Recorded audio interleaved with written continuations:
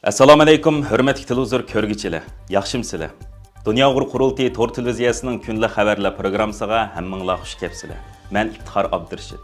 Bugun chorshanba. Hurmatli ko'ruvchilar, tövəndə diqqətinizlər kunlik xabarlar programmamızın təfsilatı bo'lsin. Uyg'ur rahbarlari Xitoyning Uyg'ur irqiy qirg'inchiligini aqlashga qartilgan atalmış vakillar o'migining safarini aybladi. İstanbuldagi Xitoy konsulxonasi yaqin kunlarda 42 Uyg'urdan tarkib topgan qattiq nazorat qilinadigan vakillar o'migi tashkillab, Sharq Turkistonga ziyorat qildi. Beijing buni oilalar bilan qayta aloqalashish, yerlikdagi taraqqiyotni o'z ko'zi bilan ko'rish va Xitoy Turkiya madaniyat almashtirish uchun ko'riklik rolni o'ynash fursati deb tasvirlagan. Bu haqda dunyo miqyosidagi Uyg'ur tashkilotlari va kishilik huquq tashkilotlari bu ziyoratning amaliyotda Xitoyning keng ko'lamli ta'tir tashviqotining bir qismi ekanligini, buning rayonda davomlashayotgan qirg'inchilik va insoniyat qarshi jinoyatlarni aqlashga qartilganligini o'ttirib qo'yishdi. 5 yanvar Xitoy davlat taratqullari mazkur ziyoratchilarning tuqqanlarining Urumchi Tangirtog' xalqaro aerodromida gul va quchoqlashish bilan qarshi ilayotganligini alayda tilga olib, jumladan Aygulsim Abduqodir ismli bir ayolning shaxsiy o'y fikrlari tarqatilgan. U sayohatning eng muhim qismining oilasi bilan qayta jam bo'lishning illiqligini his qilish ekanligini aytgan va Turkiyaga qaytgandan keyin atalmış Şinjanning taraqqiyotini boshqalar bilan o'rtoqlashish orzusini bildirgan. Bu vaqtdagi xabarlar va Xitoyning Istanbul konsulxonasi tarqatgan uchurlarda bu ziyoratni atalmış Şinjan partiya komiteti birlashma oldingi saf bo'limi bilan birlikda tashkillagan bo'lib, mazkur siyosiy organ Xitoyning milliy va diniy siyosatlarini muhojiratga tashviq qiladigan muhojirat xalqlari bilan munosabat o'rnatib, Xitoyning ularni ideologiya jihatdan kontrol qilib boshqarishga mas'uldir. Bu bir maydon teatrga bu organning bevosita qatnashishi amaliyotda Xitoyning qirg'inchilik jinoyatini aqlash, muhojiratdagi Uyg'urlarning ilib berayotgan da'volarini, muhojirat hikoyalarini qasdan o'zgartirishga urinishning ifodasi. Dunyo Uyg'ur qurultiyining raisi Turg'unjon Alovdin apandi bu haqda bu vakillar o'migi Beijingning uzun yillardan buyon dunyoviy fikrni kontrol qilishga urinayotganligining ifodasi ekanligini aks ettirdi. Xitoy hukumati bunday siyosiy maqsadli sayohatlar orqali Uyg'ur xalqini va xalqaro jamiyatni oldiy olmaydi. Muhojirat xalqi Xitoyning Beijingni qo'llaydigan hikoyalarni yasash uchun qo'llaniladigan majburlash taktikalarını yaxshi biladi deganlarni o'ttirib qo'ydi.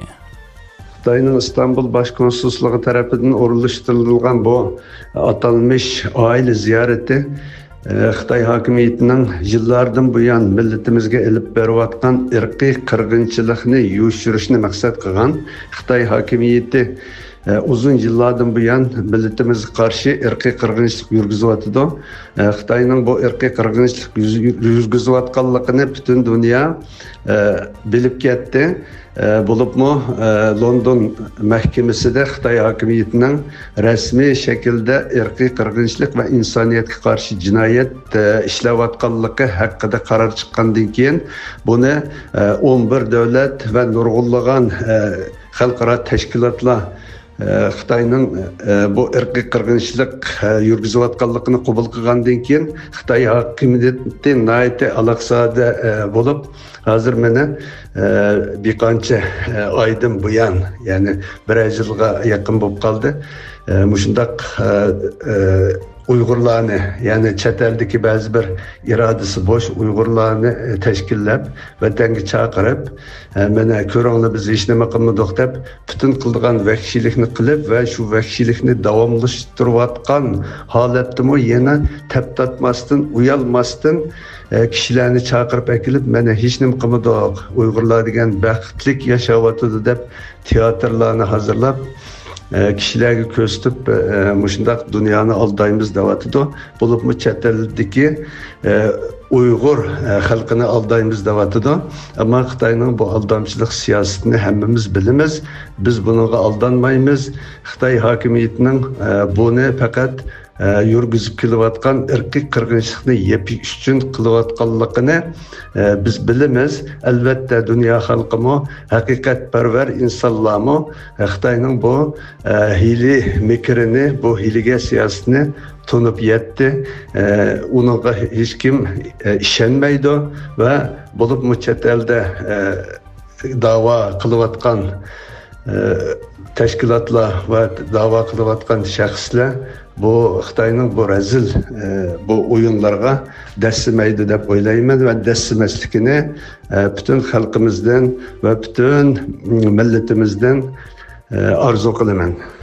Bu ziyorat vaqtining Beijingga bo'lgan xalqaro besimning kuchayishi bilan bir vaqt bekitilganligini, buning Xitoyning bu qirg'inchilik jinoyatini qonunlashtirishga urinish ekanligini ko'rsatib berdiganligini aytgan Washingtonda turishliq Dunyo Uyg'ur qurultiyining bayonotchisi Ilshod Hasan Ko'kberi bu chet el axborotlari va xalqaro jamiyatni aldash uchun sahnalashtirilgan o'yin. Xitoy hukumatı chet ellardagi o'ziga yaqin shaxslarni maxsus tanlab, bu sayohat planining har bir qadamini kontrol qildi va ularning bayonlarini Uyg'ur irqiy qirg'inchiligini inkor qilish uchun ishlatdi. Bularning hech qaysisi millionlagan Uyg'urning boshdan kechirgan realligini aks ettirmaydi deydi. Türkiye'deki Xitay elçixanası, konsulxanaları Uygurlarni bulup mu Uygur okuvchi yaşlarni teşkillep, urug' tuqqanlar o'lkazitish, ko'rishtirish o'makni teşkillep, apirishki maqsad bir yerde aniqlar xalqarodagi besim va Uyg'ur milliy qirg'inchiligining buni burmalash, padazlash.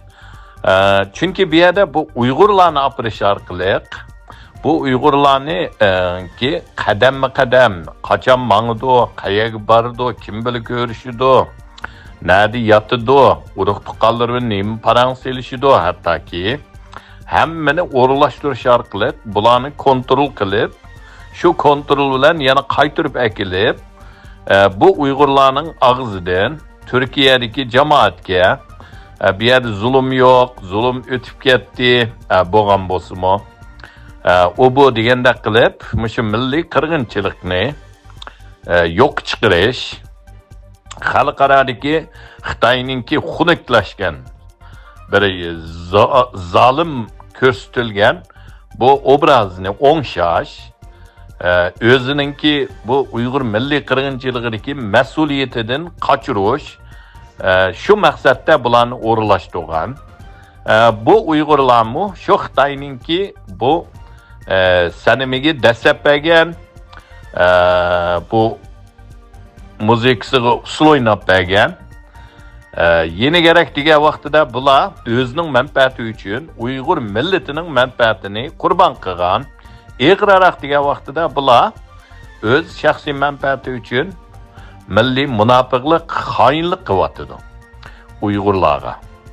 O'z millatiga, o'z tuproqqa, o'z vataniga hamda Turkiyadagi Uyg'urlarni qo'llayotgan va Uyg'urlar uchun ovoz chiqarayotgan tashkilotlar va shu yerdagi turklarga bir xil ko'z bo'yamchilik qilish orqali Xitoyningki obrazını tüzep beriş. Bunda degan vaqtida Xitoyning qo'rali bo'lib, Xitoyninki qo'rchiq bo'lib so'ynab berish.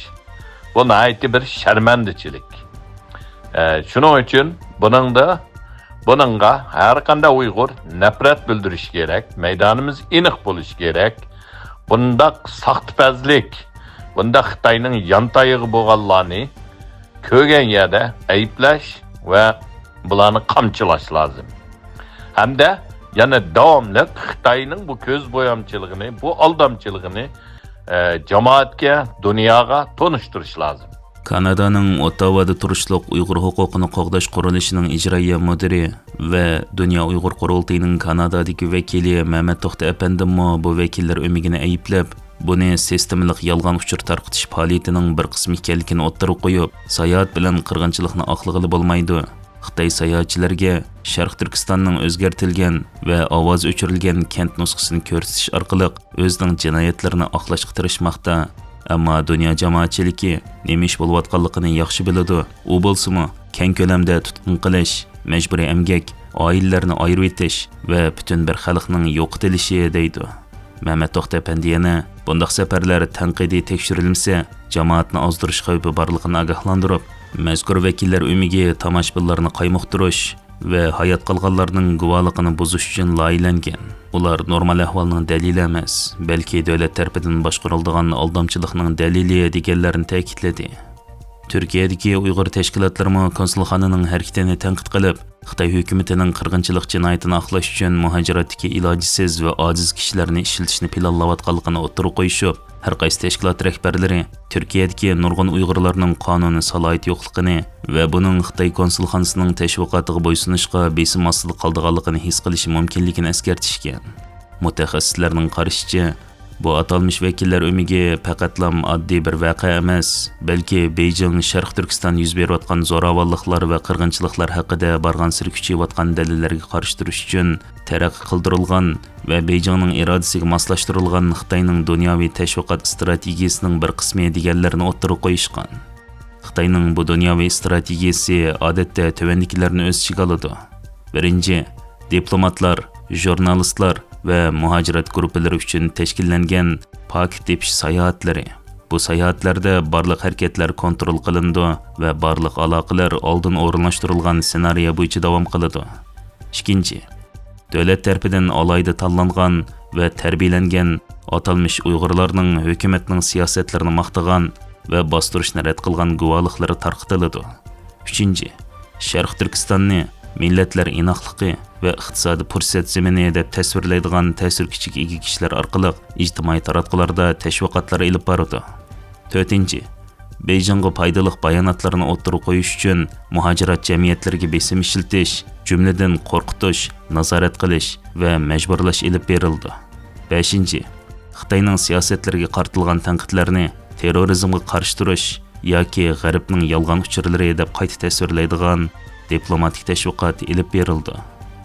Analizchilarning aytishicha, bu taktikalar xalqaro harakatni suslashtirish uchun qalayimqanchilik va ziddiyatli hikoyalarni paydo qilish uchun loyihalangan bo'lib, Xitoyning maqsadi dunyoni hech ish bo'lmaganligiga ishontirish emas, balki asli maqsadining gumon paydo qilish va javobgarlikni kechiktirish ekan.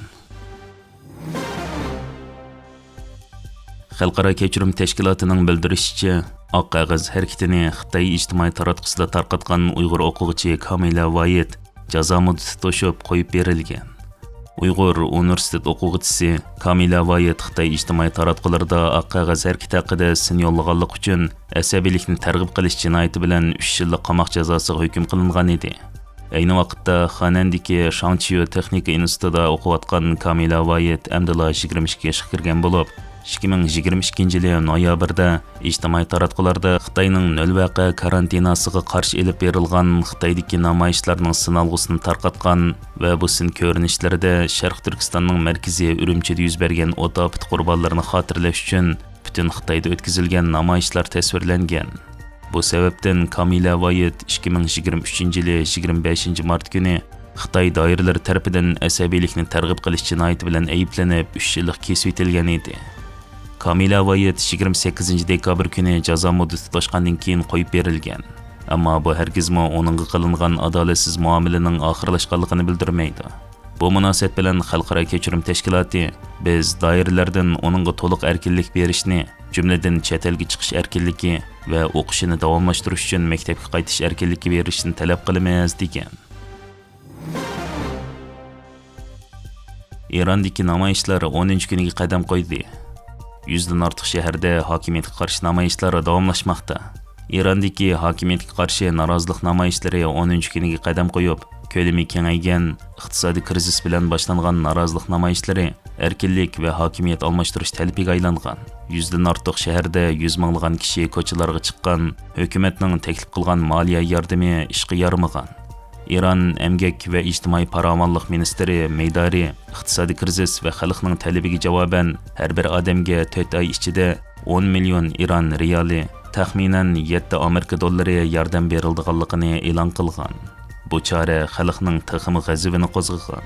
Nurg'un shaharlarda norozilik namoyishlari kun bo'yi davom qilib, fuqarolar hokimiyatga qarshi Xumayniyga o'lim degandek shiorlar to'lashgan. 100 minglagan kishi Tehron, İlam ve Kermanshah qatorliq nurg'un shaharlarda norozilik namoyishlariga qatnashib, do'kondarlar ish tashlab do'konlarini taqashgan.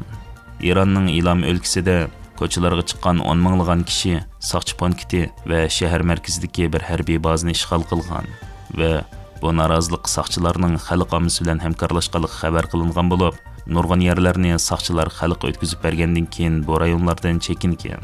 Növətdə İlam өлkəsidəki Məlikşah şəhərində barlıq hakimiyyət gücləri şəhərdən qoğulub çıxarılıb, bu şəhərmə xalqның kontrolluğuna ötken. Hörmətli görürmənlər, yuqarıda diqqətinizlərə günlük xəbərlər proqramımızın təfsilatını sunduk. Keyin qıtımlıq sanımızgacha ko'rishgacha omon bo'lgaysizlar. Stansiyamizning YouTube kanaliga a'zo bo'lishni unutmang. Xayr xo'sh.